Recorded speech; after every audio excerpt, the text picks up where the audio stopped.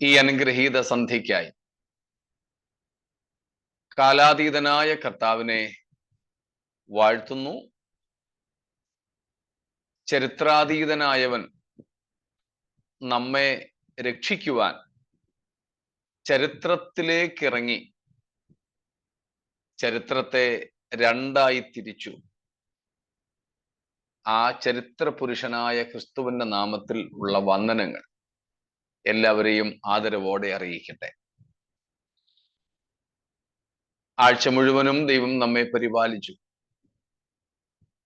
ചില മണിക്കൂറുകൾ മാത്രം, ഏകദേശം ഒരു യാമം മാത്രം ഈ ആഴ്ചയ്ക്ക് ഇനി ശേഷിക്കുന്നു.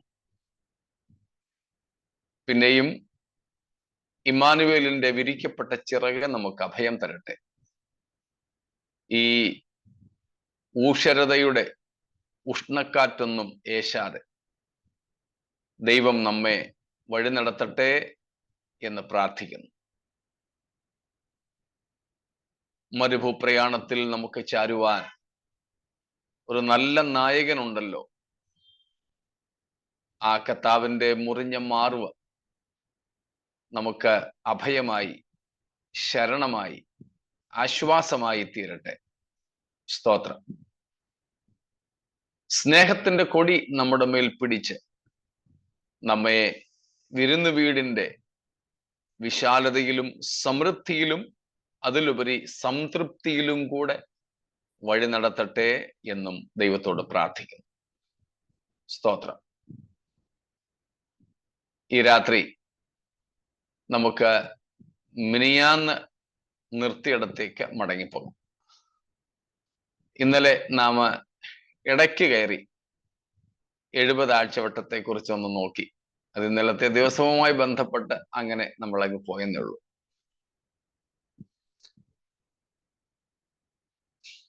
അതിനെപ്പറ്റി ഇനി നമുക്ക് പഠിക്കാനായിട്ടൊക്കെ ഉണ്ട്. എന്നാൽ അത്യാവശ്യം നമുക്ക് മനസ്സിലാക്കേണ്ടത്, ദിവസക്കണക്കുകളൊന്നും പിടികിട്ടിയില്ലെങ്കിലും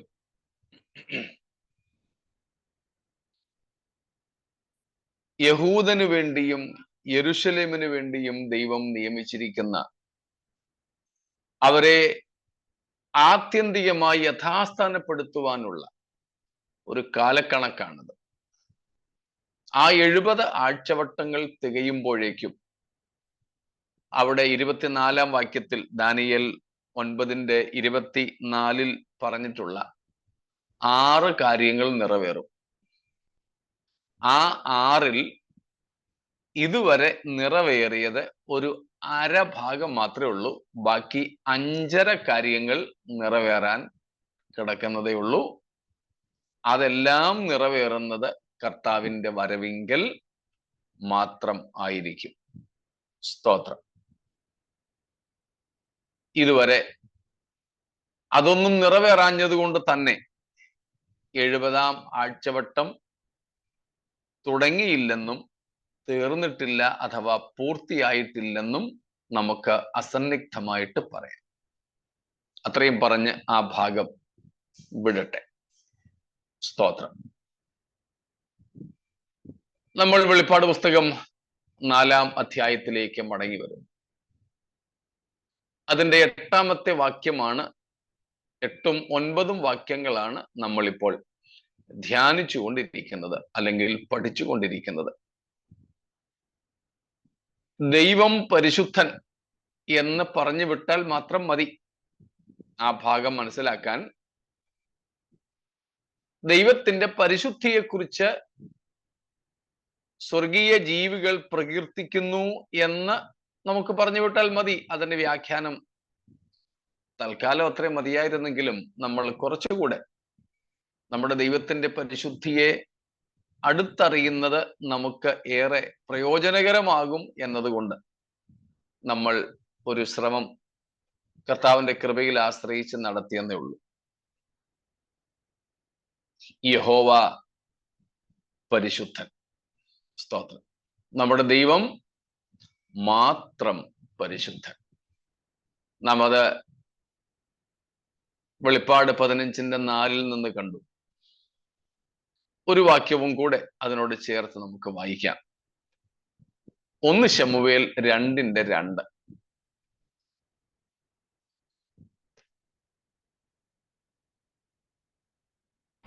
യഹോവയെ പോലെ പരിശുദ്ധൻ ഇല്ല, നീയല്ലാതെ മറ്റൊരുത്തനും ഇല്ലല്ലോ. നമ്മുടെ ദൈവത്തെ പോലെ ഒരു പാറയും ഇല്ല. Praise the Lord. യഹോവയെ പോലെ പരിശുദ്ധൻ ഇല്ല. നീയല്ലോ ഏക പരിശുദ്ധൻ. വെളിപ്പാട് നമ്മൾ വായിച്ചത്. ഇവിടെ ദൈവത്തെക്കുറിച്ച് ആരാ ഇത് പറയുന്നത്? ഹന്ന. ഹന്നായുടെ ഒരു പ്രാർത്ഥനാ ഗീതമെന്നോ ഒക്കെ പറയാം, ഒരു സങ്കീർത്തനമെന്ന് വേണമെങ്കിൽ പറയാം.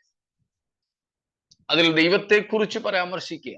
യഹോവ, നമ്മുടെ യഹോവയെ പോലെ പരിശുദ്ധൻ വേറെയില്ല. സ്തോത്രം.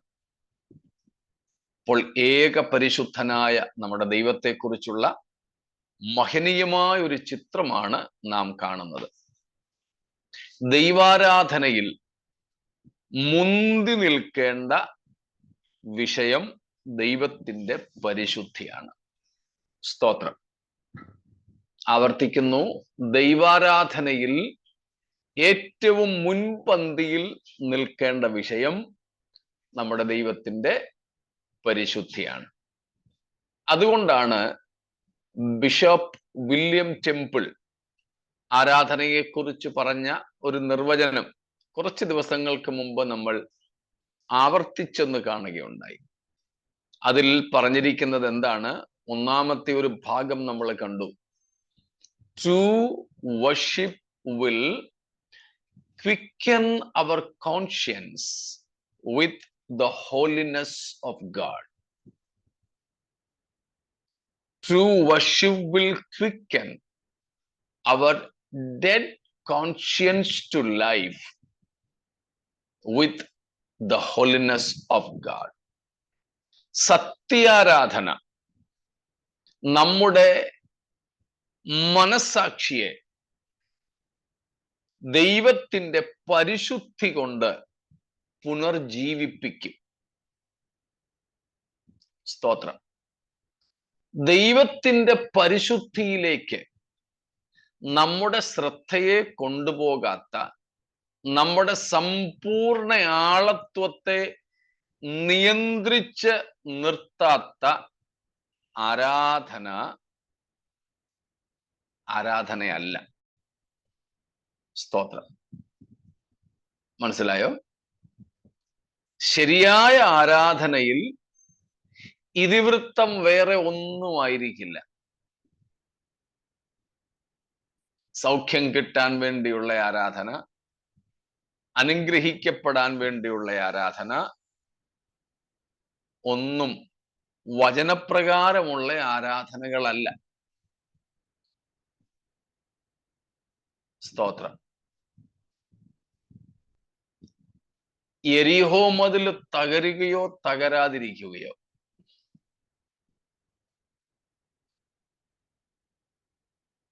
ചങ്ങല അഴിയുകയോ അഴിയാതിരിക്കുകയോ,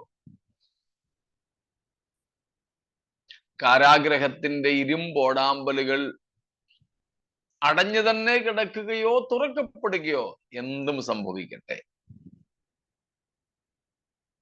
ഇതൊന്നുമല്ല ആരാധനയ്ക്കുള്ള കാരണങ്ങൾ.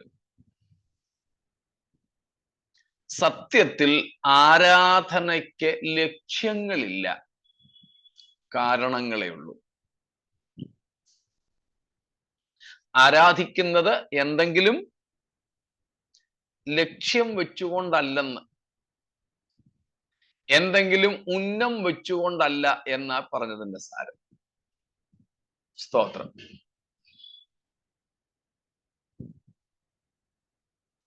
ദൈവത്തെ അങ്ങ് പുകഴ്ത്തി പുകഴ്ത്തി പുകഴ്ത്തി ദൈവത്തെ അങ്ങ് മയക്കി സുഖിപ്പിച്ച് എന്തെങ്കിലുമൊക്കെ നേടാമെന്നാണ് നമ്മളിപ്പോ പറഞ്ഞ തരത്തിലെ ആരാധകരുടെയും ആരാധനയുടെയും ലക്ഷ്യം അല്ലെങ്കിൽ ചിന്ത, അത് ബൈബിൾ അനുസരിച്ച് നടക്കുന്ന കാര്യമേ അല്ല. സ്തോത്രം.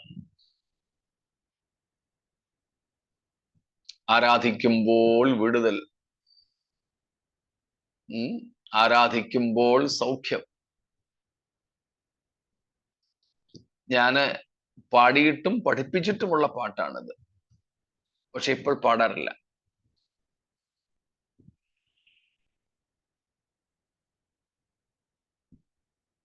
സ്തോത്രം. ആരാധനയുടെ ഏറ്റവും അടിസ്ഥാനപരമായ കാരണം ദൈവം പരിശുദ്ധനാണെന്നുള്ളതാണ്. ആ പരിശുദ്ധിയുടെ ദർശനം നമുക്കുണ്ടായാൽ, സ്തോത്രം, നമ്മളും ആ പരിശുദ്ധനെ പോലെ ആകാൻ ആഗ്രഹിക്കുകയും നമ്മെ സമർപ്പിക്കുകയും ചെയ്യും. സ്തോത്രം. അപ്പോൾ ദൈവം പരിശുദ്ധൻ. ഏറ്റുപറയുകയാണ് സ്വർഗീയ ജീവികൾ, 6 ചിറകുകളുള്ള ദൂതന്മാരുടെ കൂട്ടത്തിൽപ്പെട്ടവർ വിളിച്ചു പറയുകയാണ്, ഇരിക്കുന്നവനും ഇരുന്നവനും വരുന്നവനുമായി സർവശക്തിയുള്ള കർത്താവായ ദൈവം പരിശുദ്ധൻ, പരിശുദ്ധൻ, പരിശുദ്ധൻ. സ്തോത്രം. മറ്റൊരു ഭാഗത്ത് നമ്മൾ വായിക്കുന്നുണ്ട്, ആ കർത്താവിന്റെ മഹത്വം കൊണ്ട് സർവഭൂമിയും നിറഞ്ഞിരിക്കുന്നു. സ്തോത്രം. അപ്പോൾ ഇവിടെ 3 പ്രാവശ്യം അത് എടുത്തു പറഞ്ഞിരിക്കുന്നതിന്റെ അർത്ഥവും പരിശുദ്ധൻ എന്നതിൻ്റെ അർത്ഥവും നാം മിനിയാന്ന് പഠിച്ചു. അന്ന് പറയാൻ കഴിയാതിരുന്ന ചില കാര്യങ്ങൾ കൂടെ അതിനോട് ചേർത്ത് പറയുവാൻ ഞാൻ ആഗ്രഹിക്കുന്നു.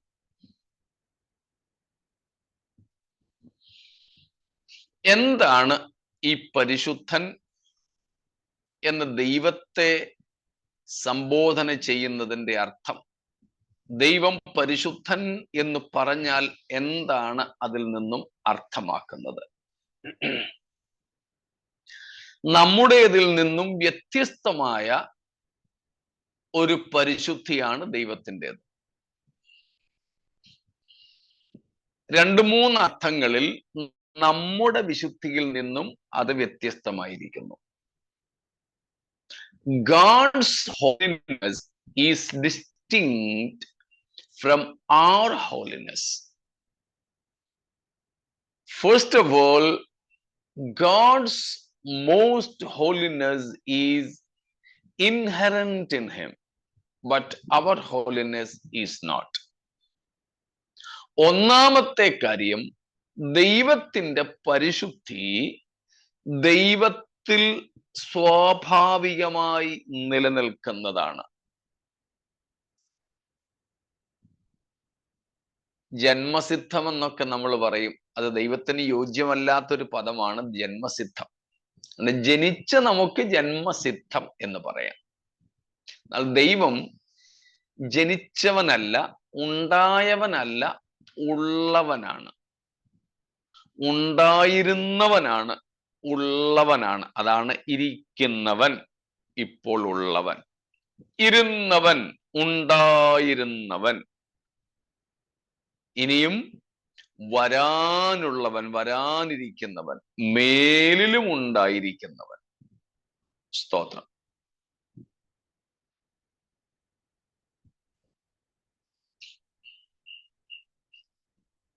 നമ്മുടെ ദൈവം പരിശുദ്ധൻ എന്ന് പറഞ്ഞാൽ അതിൻ്റെ ഒന്നാമത്തെ അർത്ഥം, പരിശുദ്ധി ദൈവത്തിൽ തന്നെ സ്വാഭാവികമായി നിത്യമായി കാണപ്പെടുന്നതാണ്, ഉണ്ടായിരിക്കുന്നതാണ്.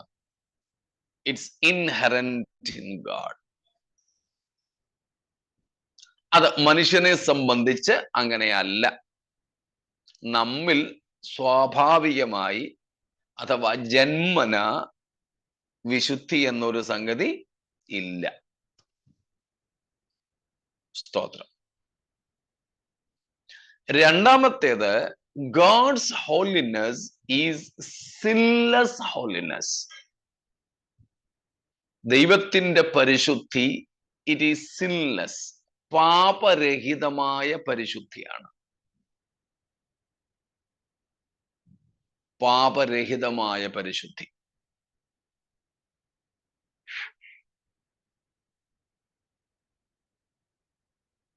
എന്നാൽ നമ്മുടേതോ, നാം ആരും പാപരഹിതരല്ല. ആദാമിനെ ദൈവം സൃഷ്ടിച്ചത് പാപമില്ലാത്തവനായി തന്നെയായിരുന്നു. പക്ഷേ ആ അവസ്ഥയിൽ നിലനിൽക്കുവാൻ ആദം ഹവ്വമാർക്ക് സാധിച്ചില്ല. അതുകൊണ്ട് അവർ പാപികളായി തീർന്നു.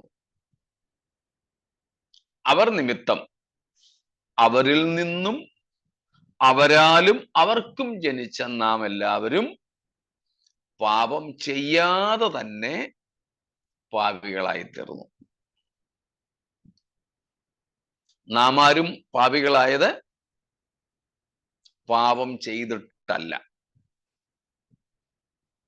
ആവർത്തിക്കണ്ടായല്ലോ, ചില ദിവസങ്ങൾക്ക് മുമ്പ് നമ്മൾ വായിച്ചതാണ് റോമർ 5:14 നിന്ന്. നാം പാപം ചെയ്തത് കൊണ്ടല്ല പാപികളായത്. നമ്മിൽ പാപം ഉണ്ട്. ആദാമിന് നമ്മൾ ജനിച്ചുപോയി, മനുഷ്യരായി നമ്മൾ പിറന്നു. എന്നാൽ ദൈവത്തിന്റെ പരിശുദ്ധി പാപരഹിതമായിട്ടുള്ളതാണ്. സിൻലെസ് ഹോളിനെസ് ആണ് ദൈവത്തിൻ്റെത്. എന്നാൽ നമുക്കോ പാപമുള്ളവരായ, we are often called justified sinner, forgiven sinner എന്നൊക്കെ, ബ്ലഡ് വാഷ്ഡ് സിന്നർ എന്നൊക്കെ നമ്മളെ വിളിക്കും. സ്തോത്രം. ആ വ്യത്യാസം. മൂന്നാമത്തൊരു കാര്യം, God's holiness is perfect in itself. It is quite perfect. ദൈവത്തിന്റെ പരിശുദ്ധി പരിപൂർണതയുള്ളതാണ്, തികഞ്ഞതാണ്. സ്തോത്രം. എന്ന് പറഞ്ഞാൽ ഇനിയും ദൈവത്തിന് പരിശുദ്ധിയിൽ ഒരു പടി കൂടെ വളരാൻ ഇല്ല, വളരാൻ ഒക്കത്തില്ല, വളരേണ്ട ആവശ്യമില്ല. എന്നാൽ നമ്മുടേതോ, yes, we have to grow in holiness. നമ്മൾ ജീവിച്ചിരിക്കുന്നിടത്തോളം കാലം വിശുദ്ധീകരണത്തിൽ വളരുകയാണ്, വിശുദ്ധിയെ തികയ്ക്കുകയാണ് ചെയ്യേണ്ടത്. എന്നാൽ ജീവിച്ചിരിക്കുന്ന ഒരുത്തനും വിശുദ്ധിയുടെ തികവ് പ്രാപിക്കുന്നുമില്ല, പ്രാപിക്കുവാൻ കഴിയുകയുമില്ല. സ്തോത്രം. കുറഞ്ഞത് ഈ 3 വ്യത്യാസങ്ങളെങ്കിലും ദൈവത്തിന്റെ പരിശുദ്ധിയും നമ്മുടെ വിശുദ്ധിയും തമ്മിൽ നാം മനസ്സിലാക്കണം ഉള്ളതായിട്ട്. അപ്പോൾ ദൈവം പരിശുദ്ധൻ എന്ന് പറഞ്ഞതിന്റെ അർത്ഥമാണ് ശനിയാഴ്ചത്തേതിന്റെ അല്ല, വ്യാഴാഴ്ചത്തേതിന്റെ ബാക്കിയായിട്ട് നമ്മൾ ഇന്ന് ചിന്തിക്കുന്നത്. ഇടയ്ക്ക് ഒരു അവധി ദിവസം വന്നതുകൊണ്ട് അത് ശനിയാഴ്ച ആയിരുന്നു എന്നൊരു ഡീഫോൾട്ട് ചിന്ത കടന്നതുകൊണ്ട് അങ്ങനെ വന്നുപോയതാ.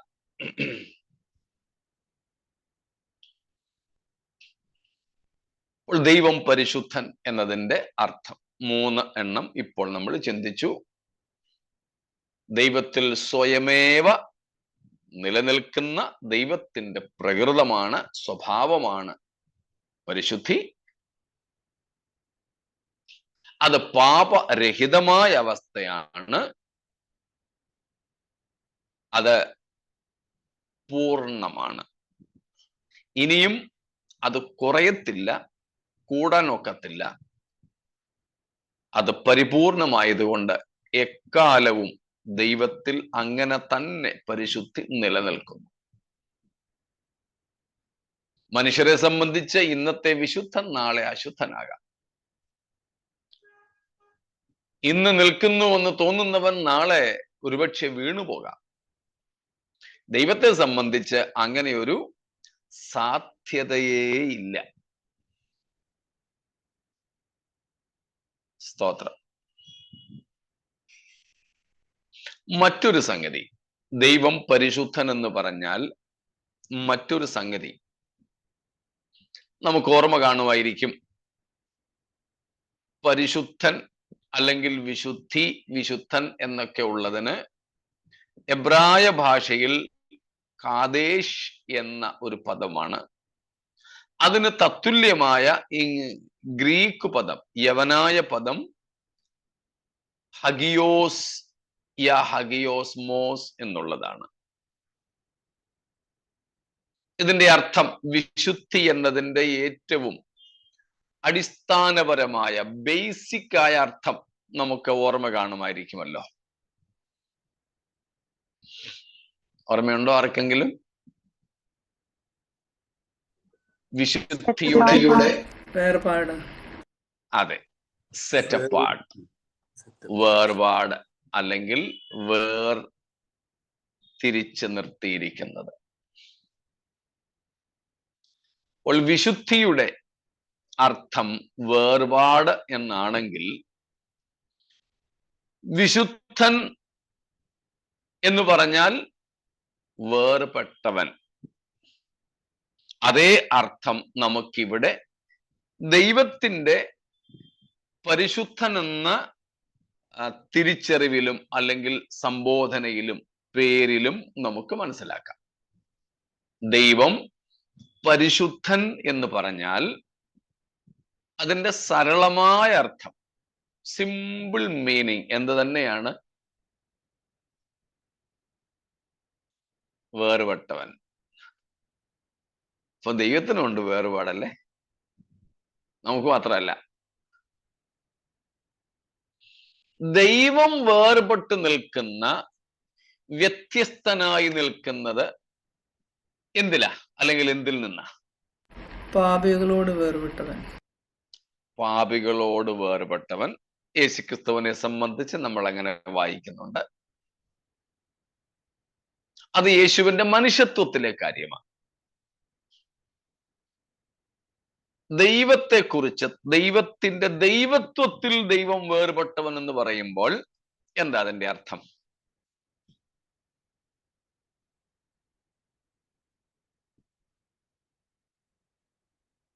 പാപമില്ലാത്തവൻ. പാപമില്ല, ഇല്ല, വേർപെട്ടവൻ എന്ന അർത്ഥത്തിൽ വരുമ്പോൾ അല്ല, അല്ല, ആ ഭാഗങ്ങൾ നമ്മൾ കണ്ടു കഴിഞ്ഞു.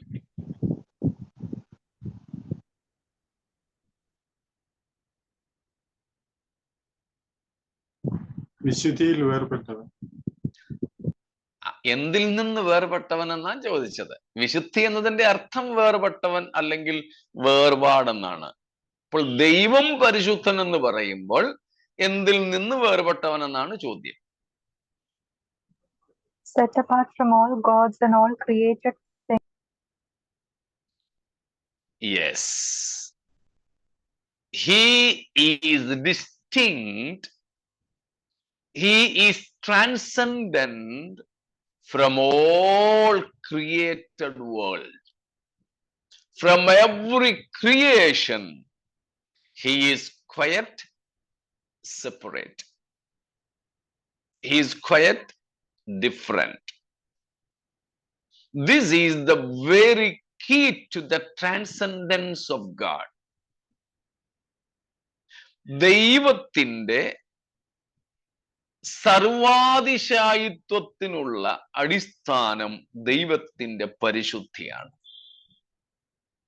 ദൈവം പരിശുദ്ധൻ എന്ന് പറയുമ്പോൾ അതിന്റെ ഒരർത്ഥമാണ് ദൈവം വേർപെട്ടവൻ, ദൈവം അകന്നു നിൽക്കുന്നവൻ. എന്തിൽ നിന്ന്? ആരിൽ നിന്ന്?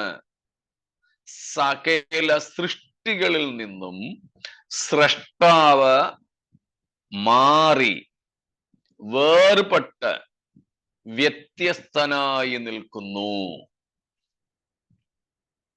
കേവലം പാപികളിൽ നിന്നും പാപത്തിൽ നിന്നുമല്ല, സൃഷ്ടിക്കപ്പെട്ട സകലത്തിൽ നിന്നും ദൈവം വ്യത്യസ്തനായി നിൽക്കുന്നു.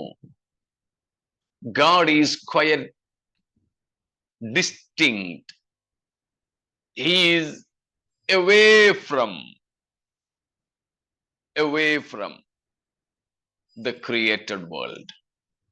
അതുകൊണ്ടാണ് നാം തിരുവെഴുത്തിൽ വായിക്കുന്നത്, ദൈവം എവിടെ വസിക്കുന്നു?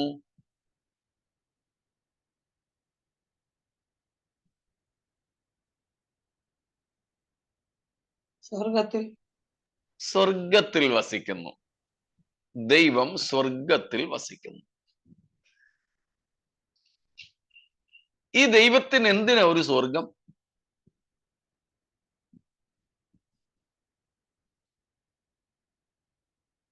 സ്വർഗം എന്നതുകൊണ്ട് എന്താ അർത്ഥമാക്കുന്നത്? സൃഷ്ടിയിൽ നിന്നൊക്കെ മാറി നിൽക്കുക.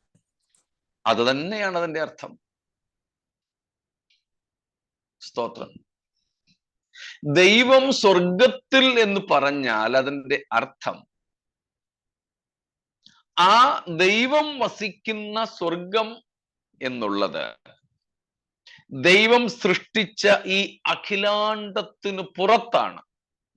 നമ്മൾ മുൻപ് ഒരിക്കൽ അതേപ്പറ്റി ചിന്തിച്ചിരുന്നു. സ്വർഗം ഈ സൃഷ്ടിയിൽ ഉൾപ്പെട്ടതല്ല.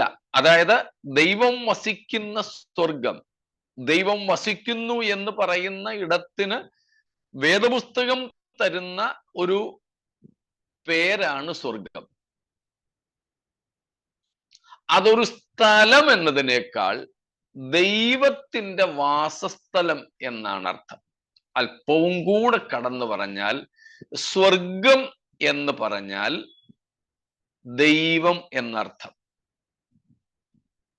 എല്ലായ്പ്പോഴും ഇല്ല, നമ്മൾ ഇപ്പോൾ ഈ പറയുന്ന അർത്ഥത്തിൽ. സംശയം കാണും, പക്ഷെ നമുക്കറിയാം യേശുക്രിസ്തു പറഞ്ഞ ഉപമ, മുടിയൻ പുത്രൻ എന്ന് നമ്മൾ വിളിക്കുന്ന ആ ധൂർത്ത് പുത്രന്റെ ഉപമ. അവൻ എന്താണ് വന്ന് അപ്പനോട് പറയുന്നത്? പറയാൻ ആഗ്രഹിച്ചതും വന്ന് പറഞ്ഞതും, ഞാൻ നിന്നോടും സ്വർഗത്തോട് പാപം ചെയ്തു. അപ്പാ ഞാൻ നിന്നോടും സ്വർഗത്തോടും പാപം ചെയ്തു. അവിടെ സ്വർഗം എന്നത് കൊണ്ട് എന്താ അർത്ഥമാക്കുന്നത്? ദൈവം എന്ന് തന്നെയാ. സ്വർഗമേ കേൾക്കണേ, നമ്മളും പറയാറുണ്ട്. അപ്പോൾ സ്വർഗം എന്ന ഒരു സ്ഥലത്തെയാണോ നമ്മൾ ഉദ്ദേശിക്കുന്നത്? അല്ല.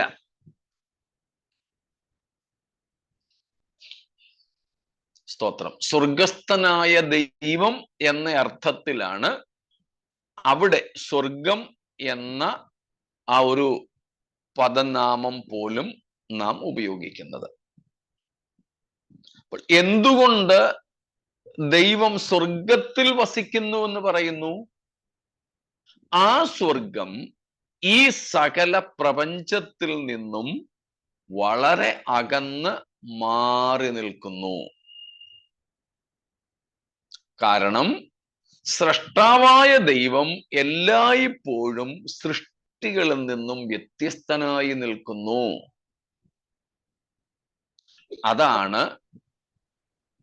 അതാണ് ദൈവം പരിശുദ്ധൻ എന്ന് പറയുന്നതിന്റെ അർത്ഥം. അപ്പോൾ തന്നെ സർവ്വവ്യാപിയാണല്ലോ സ്വർഗത്തിൽ വസിക്കുമ്പോഴും. ദൈവത്തിന്റെ സാന്നിധ്യം,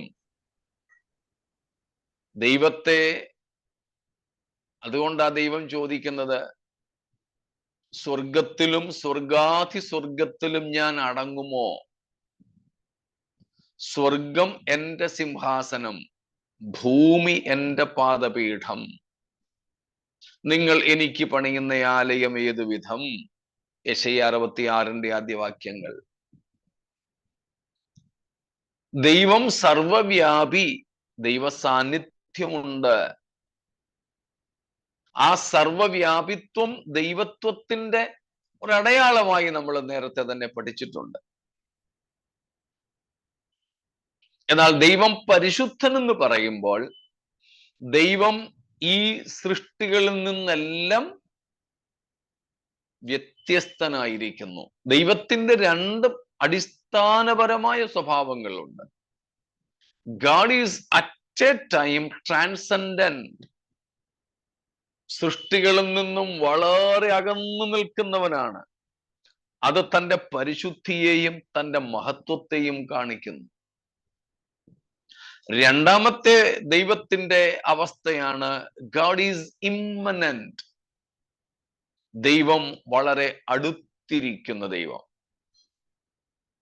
ദൈവം അകന്നിരിക്കുന്ന ദൈവവുമാണ്, ദൈവം വളരെ അടുത്തിരിക്കുന്ന ദൈവവുമാണ്. സ്തോത്രം. God is both transcendent and immanent.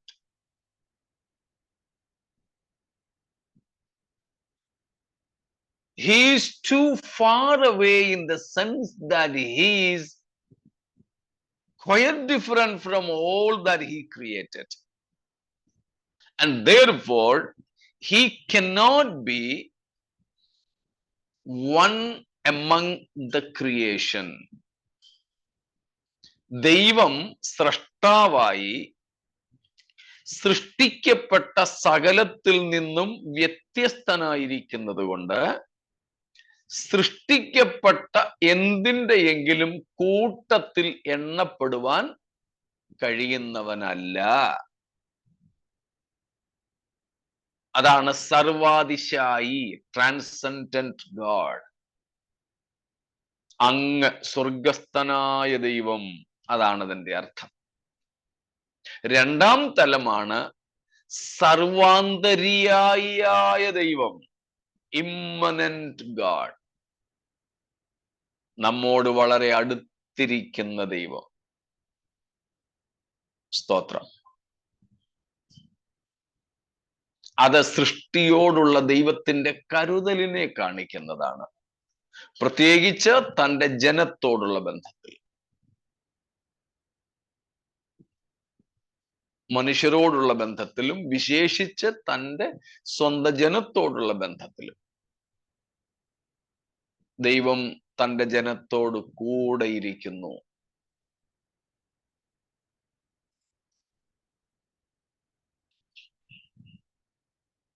അപ്പോൾ ദൈവം സകല സൃഷ്ടികളിൽ നിന്നും വ്യത്യസ്തനായും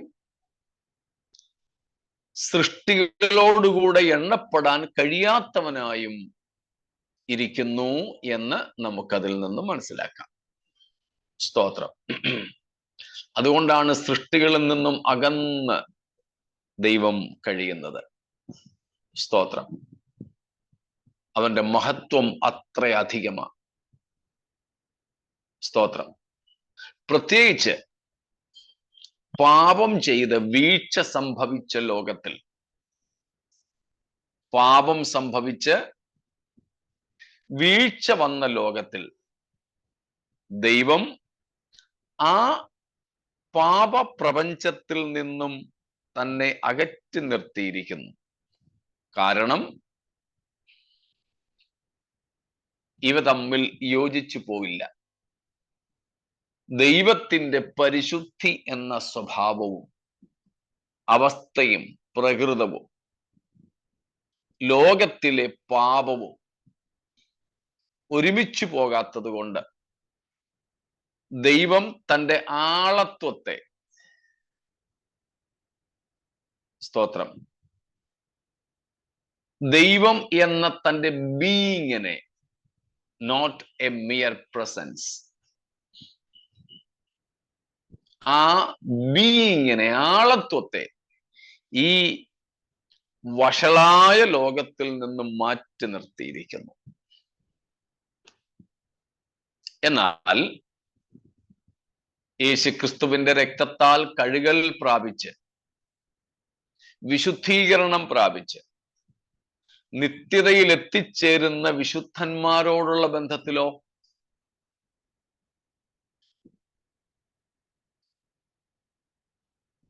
ദൈവം അവരോട് കൂടെ വസിക്കും. സ്തോത്രം. വെളിപ്പാട് 21:3 നിന്ന് നമ്മൾ വായിച്ചിട്ടുള്ളതാണ്. ഇതാ മനുഷ്യരോടുകൂടെ ദൈവത്തിന്റെ കൂടാരം. സ്തോത്രം.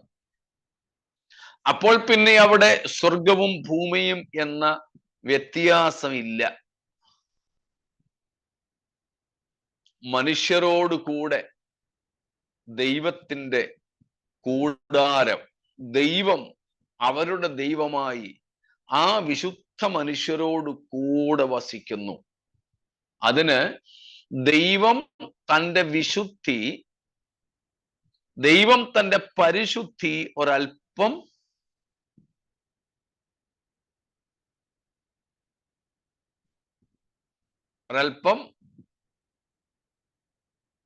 കുറച്ച്. He never lowers his holiness. Very good. Then how does it happen? We get perfected in holiness. Absolutely. ഇന്ന് ദൈവം നമ്മിൽ നിന്ന്, സൃഷ്ടികളിൽ നിന്ന് ട്രാൻസെൻഡന്റ് ആയി അകന്ന് മാറി സ്വർഗത്തിൽ വസിക്കുന്നു.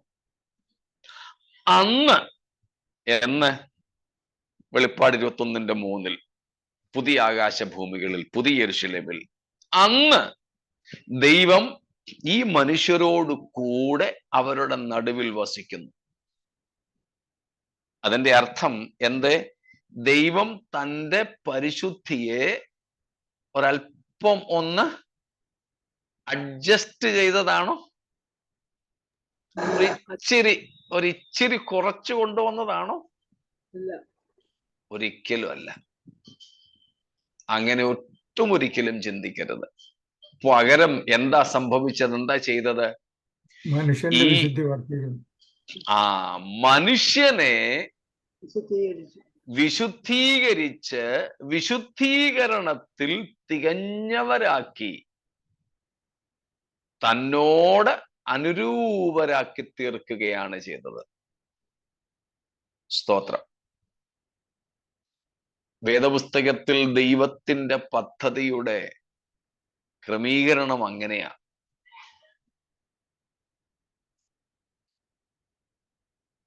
സ്തോത്രം. ദൈവം തന്റെ പരിശുദ്ധിയെ കുറച്ചുകൊണ്ട് വന്നതല്ല. ഇത്ര ദീർഘവർഷങ്ങൾ ദൈവം ദീർഘക്ഷമയോടിരുന്നത്.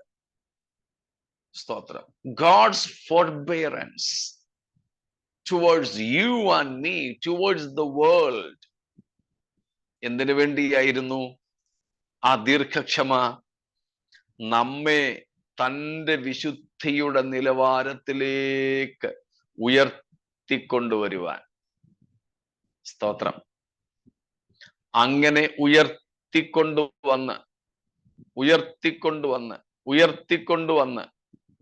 പ്രൈസ് ഗാഡ്, ദൈവാനുരൂപരാക്കി നമ്മെ തീർക്കുക. സ്തോത്രം. ദൈവാനുരൂപരാക്കി നമ്മെ തീർക്കുക. അതിനുവേണ്ടി ദൈവം കാത്തിരിക്കുകയാ. ദൈവത്തെ പോലെ ദീർഘക്ഷമയുള്ള ഒരു വ്യക്തി. സ്തോത്രം. എത്ര വർഷങ്ങളായി അല്ലേ? ദൈവത്തിന് കേവലം ഒരു വ്യക്തിയോ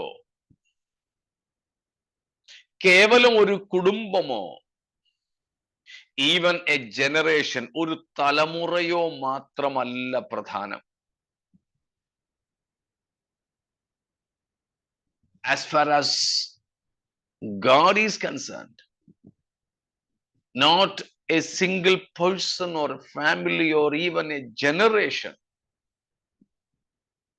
only is important. നമ്മളൊക്കെ, നാം, ഞാൻ എന്ന വ്യക്തി, നമ്മൾ എന്ന ഒരു ചെറിയ സമൂഹം, ഒരു കുടുംബം, അല്ലെങ്കിൽ ഞാൻ ജീവിച്ചിരിക്കുന്ന ഈ തലമുറ, അത്രേ ഉള്ളൂ നമുക്ക്. നമ്മുടെ പ്രാധാന്യം അതിന്. ദൈവം പറയുന്നു നോ. നമുക്കൊക്കെ പലപ്പോഴും യോനായുടെ ആത്മാവാ. സ്തോത്രം. യോനയുടെ ആത്മാവാ. എന്നാൽ ദൈവം യോനയോട് പറഞ്ഞതുപോലെ ദൈവത്തിന് ജനതയാണ്, മുഴുവൻ മാനവ സമൂഹമാണ് പ്രാധാന്യം അർഹിക്കുന്നത്. ഇടങ്കയും വലങ്കയും തിരിച്ചറിയാത്ത 1,20,000 നിനവേക്കാരെ പറ്റി ദൈവം ചിന്തിച്ചത്, ദൈവം അവരെപ്പറ്റി കരുതിയത്, അവർക്ക് വേണ്ടി കരുതിയത് യോന പ്രവാചകന് ഉൾക്കൊള്ളാൻ സാധിച്ചില്ല. തൻ്റെ സുഖവും സൗകര്യവും മാത്രം താൻ നോക്കി, മറ്റൊന്നും താൻ ശ്രദ്ധിച്ചില്ല. ദൈവം പഠിപ്പിക്കാൻ നോക്കിയിട്ടും അവൻ അതിന് കീഴ്പ്പെട്ടില്ല.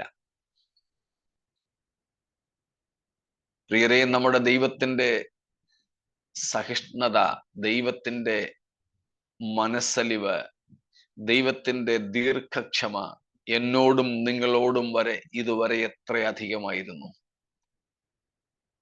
സ്തോത്രം.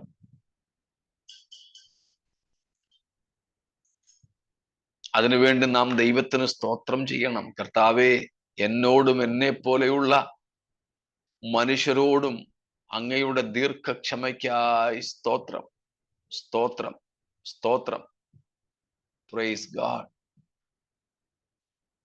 How great is your long suffering, your God. എനിക്ക് തോന്നുന്നു നമ്മൾ ദൈവത്തിന്റെ ദീർഘക്ഷമയ്ക്ക് വേണ്ടി അധികം ദൈവത്തിന് സ്തോത്രം ചെയ്യാറില്ല എന്നല്ലേ? ശരിയല്ലേ? അതോ എന്റെ തോന്നൽ മാത്രമാണോ?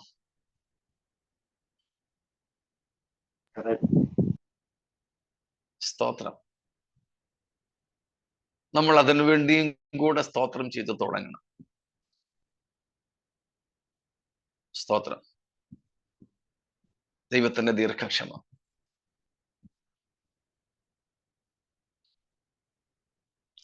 ഈവൻ കർത്താവിന്റെ വരവിന് താമസം പോലും അതാണെന്ന് പരിശുദ്ധാത്മാവ് തിരുവെഴുത്തിൽ രേഖപ്പെടുത്തിയിട്ടുണ്ട്.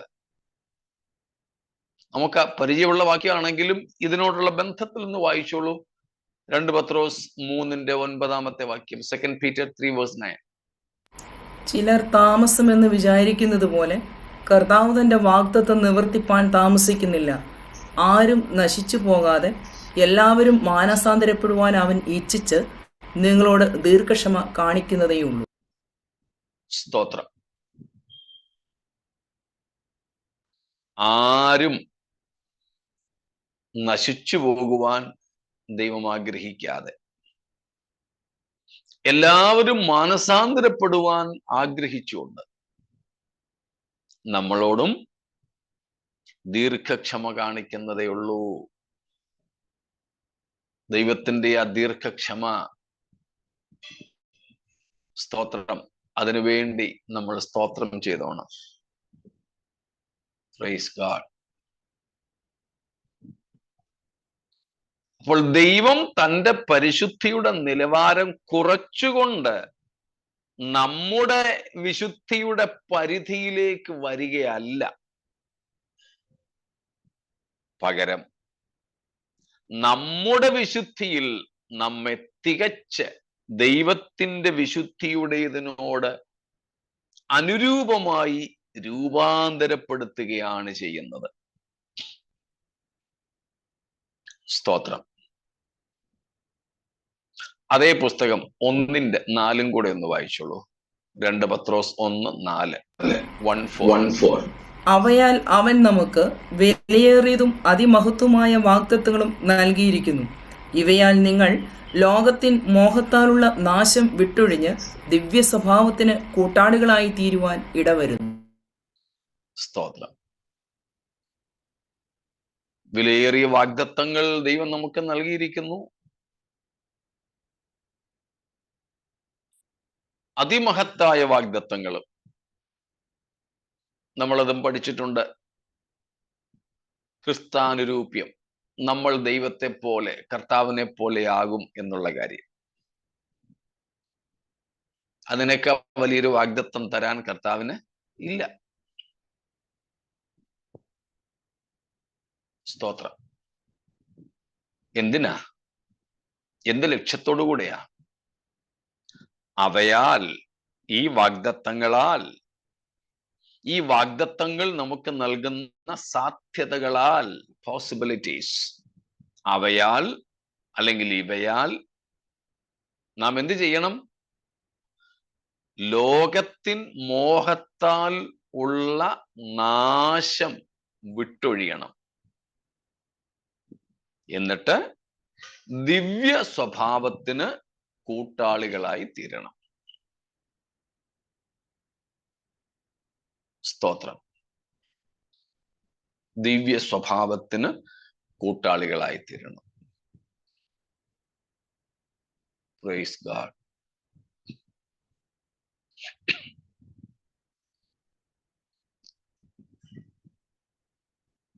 അപ്പോൾ ദൈവം നമ്മുടെ സ്വഭാവത്തോട് അനുരൂപപ്പെടുകയല്ല, നമ്മൾ ദൈവത്തിന്റെ സ്വഭാവത്തോട് അനുരൂപപ്പെടുകയാണ്. ദൈവത്തിന്റെ സ്വഭാവത്തിലെ ഏറ്റവും പ്രധാനപ്പെട്ടതാണ് ദൈവത്തിന്റെ പരിശുദ്ധി. സ്തോത്രം. ദൈവത്തിന്റെ പരിശുദ്ധി.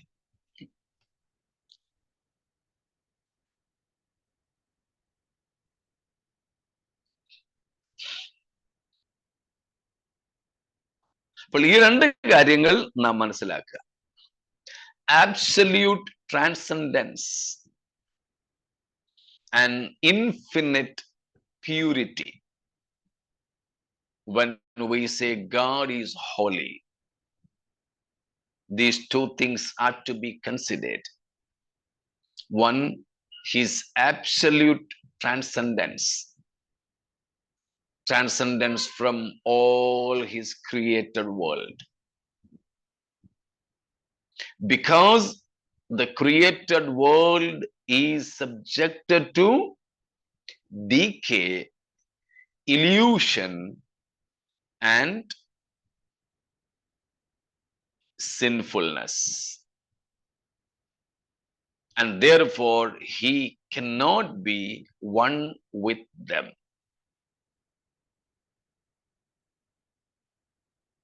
Stotram. Second thing, his infinite purity.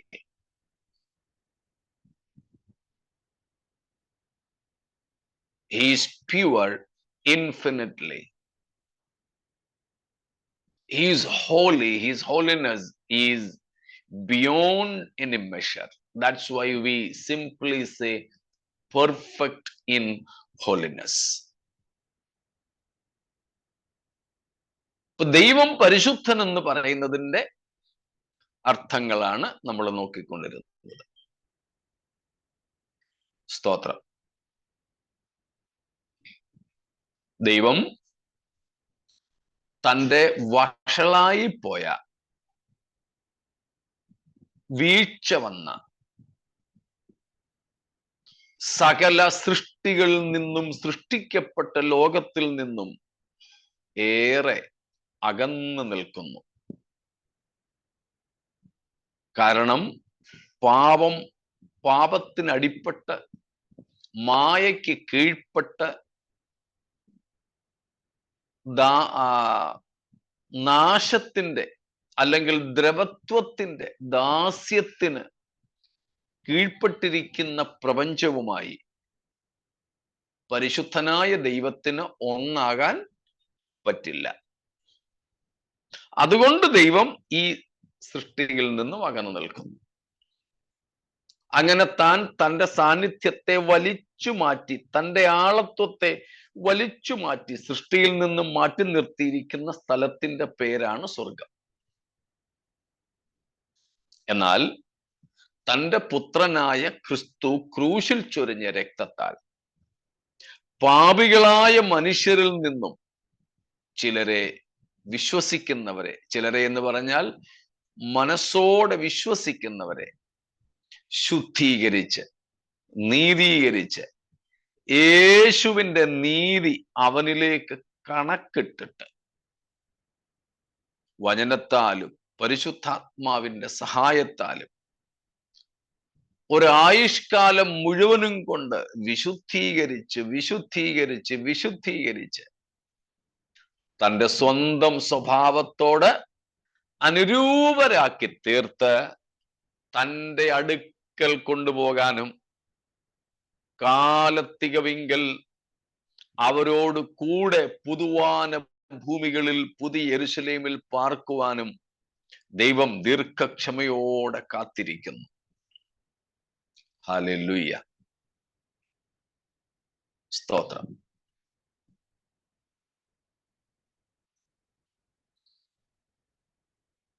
So this is the process of redemption. ഇതാണ് വീണ്ടെടുപ്പിന്റെ പദ്ധതി എന്ന് പറയുന്നത്. മറ്റൊന്ന്, he is infinite in purity. പരിശുദ്ധിയിൽ താൻ തികഞ്ഞവനാണ്.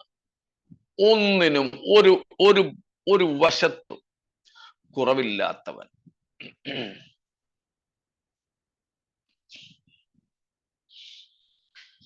സ്തോത്രം. മനസ്സിലാവുന്നുണ്ടല്ലോ?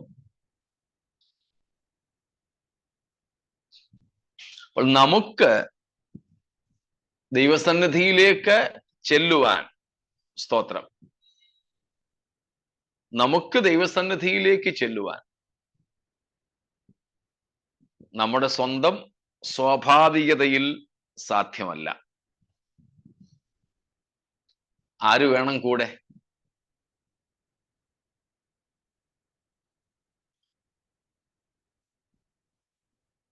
എന്റെ കൂടെ ഇല്ല നിങ്ങള്.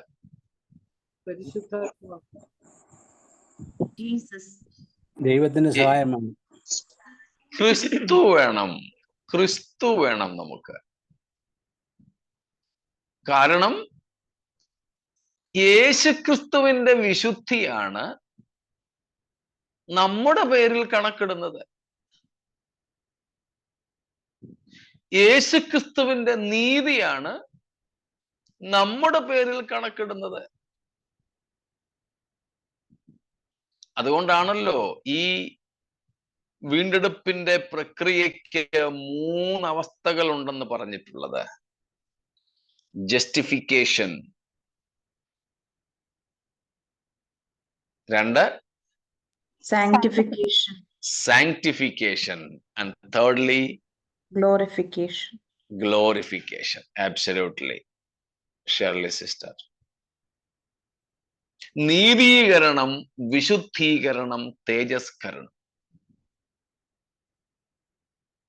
ചിലർ ഇതിനെ 3നെയും ഒരേ ഭാഷയിൽ തന്നെ പറയാറുണ്ട്. വിശുദ്ധീകരണം എന്ന് പറഞ്ഞാൽ അതിന്റെ 3 അവസ്ഥകളാണ്. സ്തോത്രം.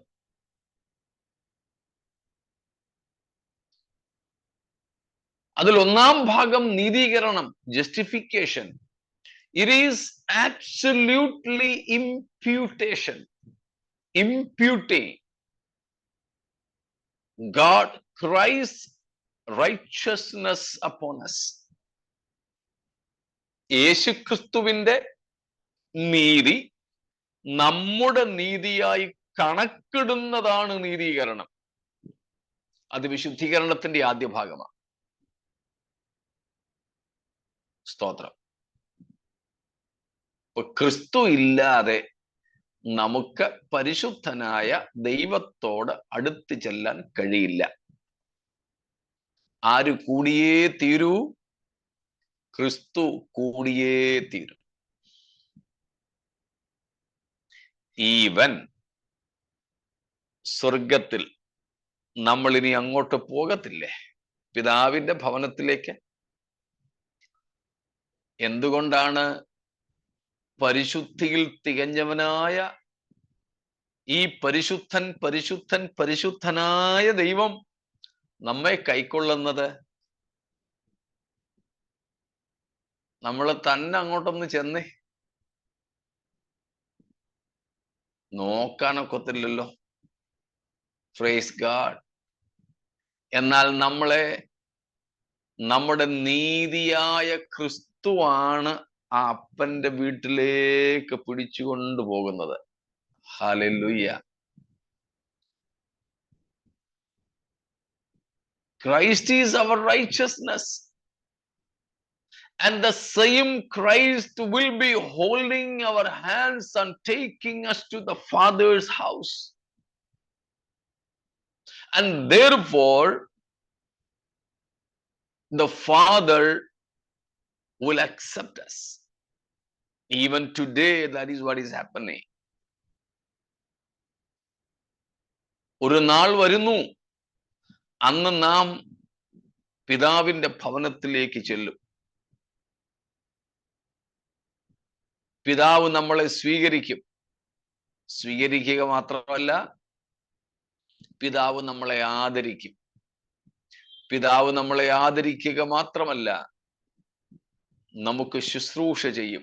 യേശുവിന്റെ ഭാഷയാണ് ഇതെല്ലാം. എന്തുകൊണ്ട്? നമ്മുടെ നീതിയായ ക്രിസ്തുവാണ് നമ്മെ പിതാവിന്റെ ഭവനത്തിലേക്ക് കൂട്ടിക്കൊണ്ടുപോകുന്നത്. യേശു ക്രിസ്തു നമ്മുടെ നീതി, അവൻ നമ്മുടെ നീതി.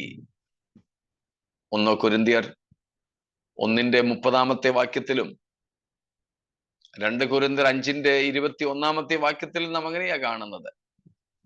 ക്രിസ്തു നമ്മുടെ നീതിയായവനാണ്. സ്തോത്രം. നമ്മുടെ നീതിയായവനാണ്. Praise God.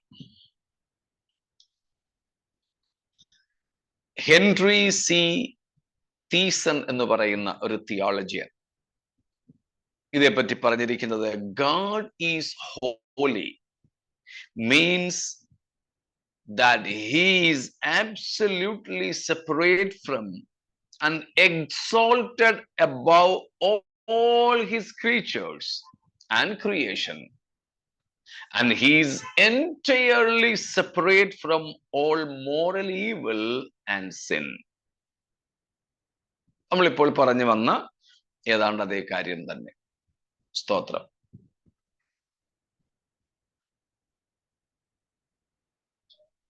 അതുപോലെ തന്നെ A.W. ടോസർ അതെപ്പറ്റി പറഞ്ഞിരിക്കുന്നത്, holy is the way God is. ദൈവം എങ്ങനെ ആയിരിക്കുന്നുവോ അതിന്റെ പേരാണ് പരിശുദ്ധി എന്നുള്ളത്. To be holy, he does not conform to a standard. ദൈവത്തിന്റെ വിശുദ്ധിക്ക് അല്ലെ ദൈവത്തിന് വിശുദ്ധനാകാൻ ഏതെങ്കിലും ഒരു നിലവാരത്തോട് തനിക്ക് താദാത്മ്യപ്പെടേണ്ടതില്ല. Because he himself is the standard. Yes, he is the standard. He himself is the standard. നമുക്കൊക്കെയോ പല സ്റ്റാൻഡേർഡ്സ് ഉണ്ട് വിശുദ്ധിക്ക്, അല്ലേ? ഇനി പോട്ടെ, നമുക്കൊക്കെ നമ്മുടെയൊക്കെ ഈ ഒരു കേരളത്തിലെ ഭാഷ അങ്ങ് ഉപയോഗിച്ചാൽ കുക്ക് സാഹിബിന്റെ വിശുദ്ധി, ഉണ്ണുണ്ണി സാറിന്റെ വിശുദ്ധി, ഇങ്ങനെ ഓരോരുത്തരുടെ ഓരോ സഭാ നേതാക്കന്മാരുടെ ഒക്കെ വിശുദ്ധി. ചിലർക്ക് KV സൈമൺ സാറിന്റെ, ചിലർക്ക് സാധു കൊച്ചുകുഞ്ഞു ഉപദേശിയുടെ, ഇങ്ങനെ പല നിലവാരങ്ങൾ, സ്റ്റാൻഡേർഡ്സ് ഉണ്ട്. ചിലർ കുറെ കൂടെ അങ്ങോട്ട് പോയിട്ട് പറയും ഇതൊന്നുമല്ല, യേശുവിന്റെ വിശുദ്ധിയാ. സമ്മതിച്ചു, അത് തന്നെയാണ് നമ്മുടെ നിലവാരം. The standard of our holiness is the holiness of God. പക്ഷെ ദൈവത്തിനോ? ദൈവത്തിന് അങ്ങനത്തെ ഒരു സ്റ്റാൻഡേർഡ് ഉണ്ടോ?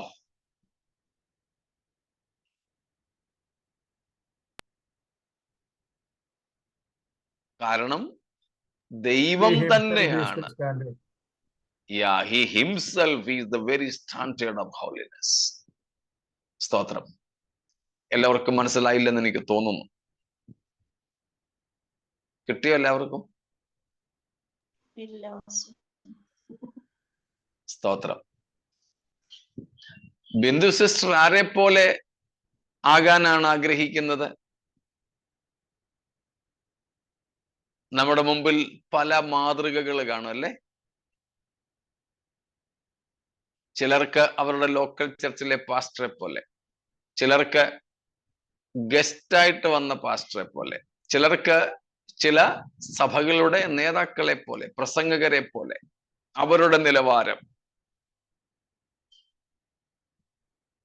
ഇനി ഒന്നുമല്ലെങ്കിലും യേശുവിനെ പോലെ ആവുക എന്നത് വേദപുസ്തകത്തിന്റെ അടിസ്ഥാനപരമായ നിലവാരമാണ്, അളവുകോലാണ്. വിശുദ്ധിയുടെ നിലവാരം എന്ന് പറഞ്ഞാൽ വിശുദ്ധിയുടെ അളവുകോൽ എന്നർത്ഥം. നമ്മുടെ വിശുദ്ധിക്ക് അളവുകോലുണ്ട്. ചില മനുഷ്യരുടെയോ അപ്പോസ്തലന്മാരുടെയോ യേശുവിൻ്റെയോ അങ്ങേയറ്റം പോയാൽ. എന്നാൽ ദൈവത്തിന് അങ്ങനെ ഒരു അളവുകോലുണ്ടോ വിശുദ്ധിക്ക്? ഇന്നാളിനെ പോലെ ദൈവം വിശുദ്ധനാണെന്ന് പറയാൻ പറ്റുമോ? ഇല്ല. കാരണം ദൈവം പരിശുദ്ധനാണ്.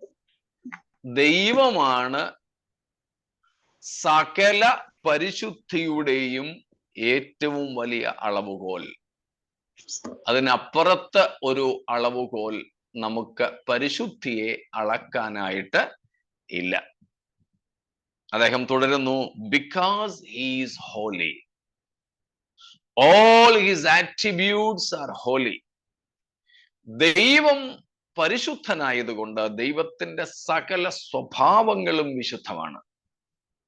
That is, whatever we think of as belonging to God must be thought of as holy. അതുകൊണ്ട് ദൈവത്തിൻ്റെതെന്ന് നമ്മൾ ചിന്തിക്കുന്നതെല്ലാം തന്നെ എന്തായിരിക്കണം? വിശുദ്ധമായിരിക്കണം. സ്തോത്രം. God has made holiness the moral condition and necessary to the health of his universe. ദൈവത്തിന്റെ പ്രപഞ്ചത്തിന് ആരോഗ്യത്തിന് കാരണമായി ദൈവം വെച്ചിട്ടുള്ള അടിസ്ഥാനമാണ് വിശുദ്ധി എന്ന് പറയുന്നത്. സ്തോത്രം. ഇങ്ങനെ ഒത്തിരി ഉണ്ട്. ഇത്രയും മതിയാകുമെന്ന് ഞാൻ കരുതുന്നു. സ്തോത്രം. ഇങ്ങനെ ഒരു പരിശുദ്ധനായ ദൈവത്തെയാണ് നാം സേവിക്കുന്നത്. പക്ഷേ ഈ പരിശുദ്ധനായ ദൈവം നമുക്ക്, പാപികളായ നമുക്ക്, വീഴ്ച വന്ന നമുക്ക്, ദ്രവത്വത്തിൽ വസിക്കുന്ന നമുക്ക്, ക്ഷയമയമായ ശരീരത്തിൽ വസിക്കുന്ന നമുക്ക് അടുത്തുകൂടാനൊക്കാത്തവനാണ്. This most holy God is unapproachable by people, human beings, creatures like you and me, prompted to sin, inclined to sin. Praise God. But we have a righteous Christ. Rather, he himself is our righteousness. The very moment one believes and accepts Jesus Christ, he imputes his righteousness and holiness unto us. Here, holiness means his righteousness, which will help you and me to approach this unapproachable God. അടുത്തുകൂടാത്ത വെളിച്ചത്തിൽ എന്ന് പറഞ്ഞാൽ പരിശുദ്ധിയിൽ വസിക്കുന്ന ദൈവത്തെ ധൈര്യത്തോടെ സമീപിക്കുവാൻ നമ്മെ സഹായിക്കുന്നതാണ് യേശുവിന്റെ Calvary ക്രൂശ്. ആ ക്രൂശിൽ ചൊരിഞ്ഞ യേശുവിന്റെ രക്തം. ആ രക്തത്താൽ, സ്തോത്രം, പ്രൈസ് ഗോഡ്, നമുക്ക് നമ്മുടെ പാപത്തിന്റെ ഗാമൻസ്, പാപത്തിന്റെ അങ്കി മിനുക്കി വെളുപ്പിച്ച് ദിവ്യ സ്വഭാവത്തോടനുരൂപമാക്കി അബ്ബാ പിതാവേ എന്ന് വിളിച്ചുകൊണ്ട് ധൈര്യത്തോടെ അടുത്തിയല്ല. ഞങ്ങളെ കേൾക്കുന്നവരിൽ ആരെങ്കിലും ഈ ധൈര്യം പ്രാപിക്കാതെ അകന്നു നിൽക്കുന്നവരുണ്ടെങ്കിൽ സ്നേഹത്തോടെ ദൈവം വിളിക്കുന്നു, കടന്നുവാ, യേശുവിന്റെ ക്രൂശിങ്കിലേക്ക് വാ, പാപങ്ങൾ ഏറ്റുപറയൂ, ഉപേക്ഷിക്കൂ, യേശുവിന്റെ നീതിയുടെ വസ്ത്രത്താൽ പൊതിയപ്പെടൂ. സ്തോത്രം. മേലിൽ പിശാചു പോലും നമ്മുടെ മേൽ ആരോപണം ഉന്നയിക്കില്ല. പിശാചിന് പോലും നമുക്കെതിരെ വിരൽ ചൂണ്ടുവാൻ കഴിയാത്തതുപോലെ ക്രിസ്തുവിന്റെ നീതിവസ്ത്രം നമ്മെ ധരിപ്പിച്ച് പരിശുദ്ധനായ പിതാവിന്റെ സന്നിധിയിൽ ധൈര്യത്തോടെ അടുത്ത് ചെല്ലുവാൻ പുത്രത്വത്തിന്റെ പദവി നൽകി നമ്മെ ആദരിക്കും. ആ ശ്രേഷ്ഠകരമായ അവസ്ഥയ്ക്കായി ദൈവത്തിന് സ്തോത്രം ചെയ്തുകൊണ്ട് നമുക്ക് തിരുസന്നിധിയോട് ചേർന്ന് എല്ലാം നമുക്കും ചേർന്ന് പാടാം. ഇരിക്കുന്നവനും ഇരുന്നവനും വരുന്നവനുമായ സർവശക്തിയുള്ള കർത്താവായ ദൈവം പരിശുദ്ധൻ, പരിശുദ്ധൻ, പരിശുദ്ധൻ. ഞങ്ങളെയും പുത്രന്റെ ചോരയാൽ വിശുദ്ധീകരിച്ച ദൈവമേ, അങ്ങേക്ക് സ്തോത്രം, സ്തോത്രം, സ്തോത്രം. മഹത്വം, മഹത്വം, മഹത്വം. ദൈവം നമ്മെ അനുഗ്രഹിക്കട്ടെ.